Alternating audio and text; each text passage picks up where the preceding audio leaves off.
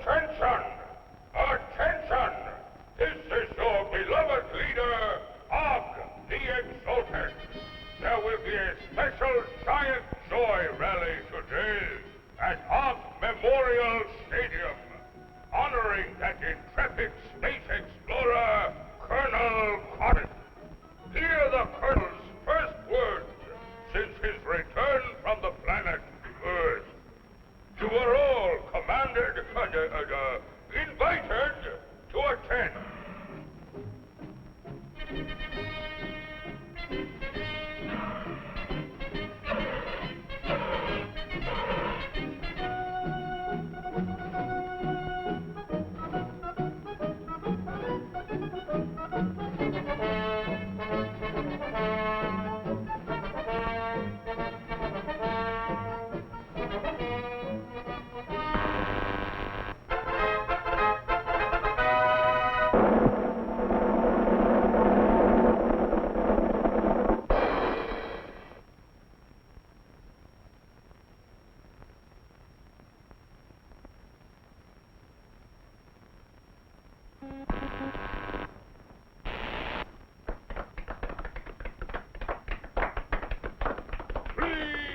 Please, thank you for this unsolicited testimonial. And now, by special permission of the Commander-in-Chief, me, here is Mars' first space explorer, Colonel Cosmic.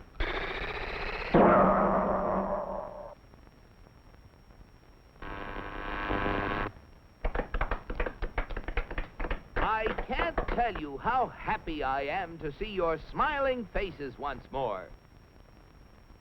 First, let me say that this trip was made possible only by our dauntless chief, Og the Magnificent, introducer of Og Power, which runs most of our industry, and inventor of Og Speed, which doubles the original Og Power.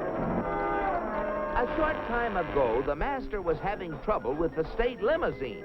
He had, of course, developed the explosive charge. But it was inclined to get a little out of hand, just slightly. And, of course, there was always the problem of friction.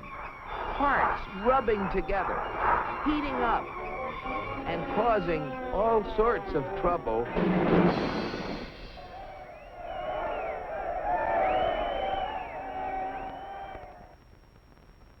But our leader was undaunted.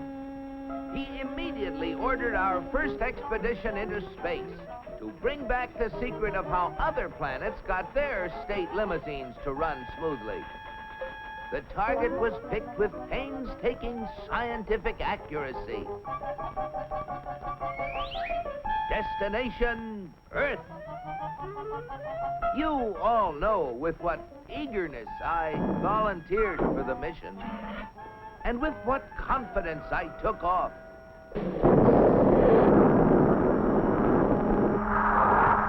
I took careful bearings and set out for my goal. It seemed no time till I was approaching a country of Earth called, the United States of America. I set her down like a feather.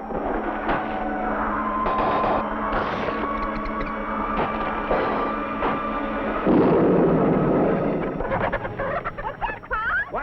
all the wreckage. Naturally, I protected government property by making the saucer invisible. They're after the chickens, Ma. And though the natives showed great interest in me, I decided to make myself invisible too.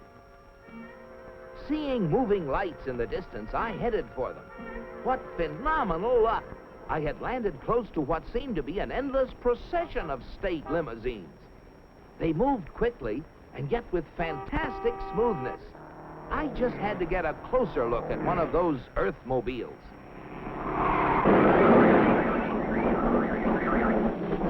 Just as I thought. Not only smooth and efficient, but powerful as well. I watched them for hours. Great Ganymede, they were superb. I just couldn't help comparing them with ours. If you call that a comparison.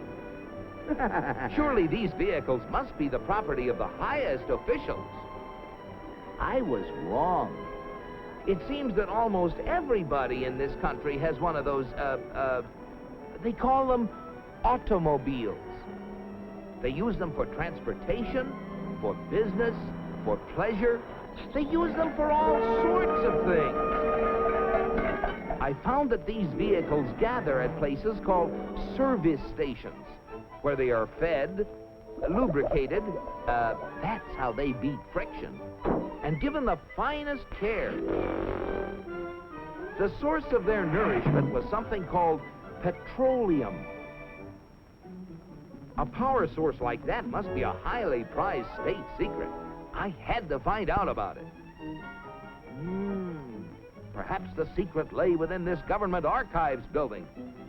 It was heavily guarded, but casting discretion to the winds, I walked boldly inside. Their code was remarkably easy to break. They merely substituted the word oil for petroleum. And I soon got hold of a veritable mine of classified information. I began to assimilate the material. I soon found out that though petroleum products are easily found anywhere, petroleum itself is a very elusive substance.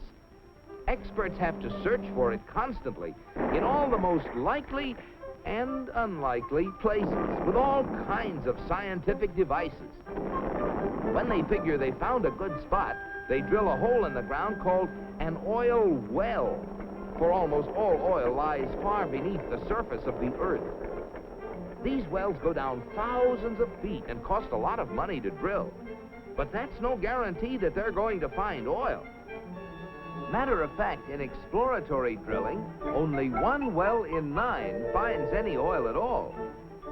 Only 1 in 44 recovers enough oil to pay for itself. And only 1 in almost 1,000 makes a major discovery. Pretty big odds. Yet America's proved reserves, the oil supplies still underground, have kept increasing steadily. I couldn't imagine how this ever-increasing supply of oil was achieved until I found out that there's not just one, but thousands of oil companies, all competing with each other to discover and develop new sources of oil. For believe it or not, in the USA, anyone who is willing to risk it can drill for oil. But oil discovery is only part of the story. Once they get oil out of the ground, it has to be moved through pipelines, on ships, or in tank cars, to fantastic processing plants called refineries. Crude oil goes in, and great Jupiter, the things that come out. Gasoline, for example, the most efficient mobile power source on Earth. That was the stuff that powered all those cars and trucks. And asphalt, which makes smooth, durable roads. It seems that oil not only runs cars, it even gives them something to run on. Another oil product is the diesel fuel, which runs giant trains across the nation. In winter, fuel oil made from petroleum brings warmth and comfort to millions of homes. And still other fuels help defend America's shores and skies. From refineries also come the lubricating oils and greases that keep the wheels turning in America. But that still isn't all. Crude oil, like everything else, is made up of billions of tiny molecules. And using the magic of research, oil companies compete with each other in taking the petroleum molecule apart and rearranging it into, well, you name it, fabrics, toothbrushes, tires, insecticides, cosmetics, weed killers, a whole galaxy of things to make a better life on Earth. And you know, it isn't just oil companies that try to outdo each other, competing for the customer's dollar.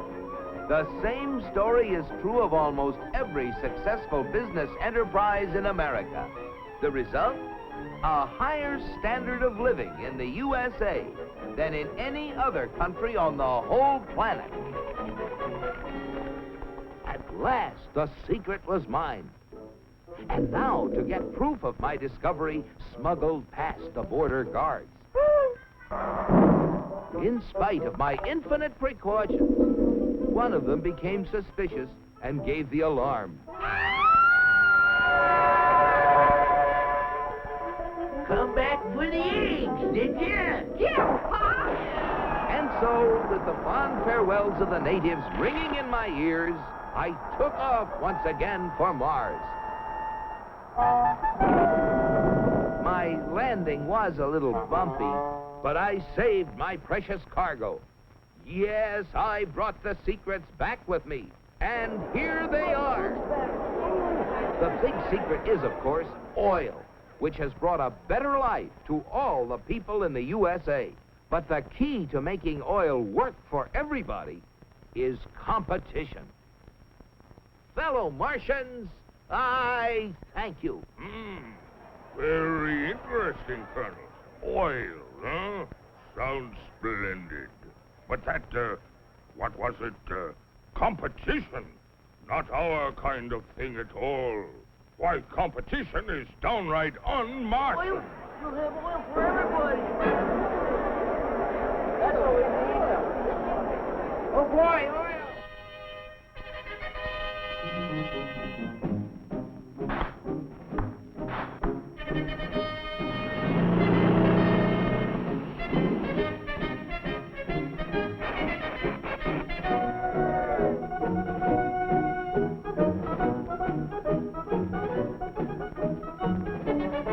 Look at them. You know what this means, Cosmic? You bet I do, Og. It means that you're through. So why don't you get lost? Yes, the real secret is not only a great source of energy, but also the freedom to make it work for everybody.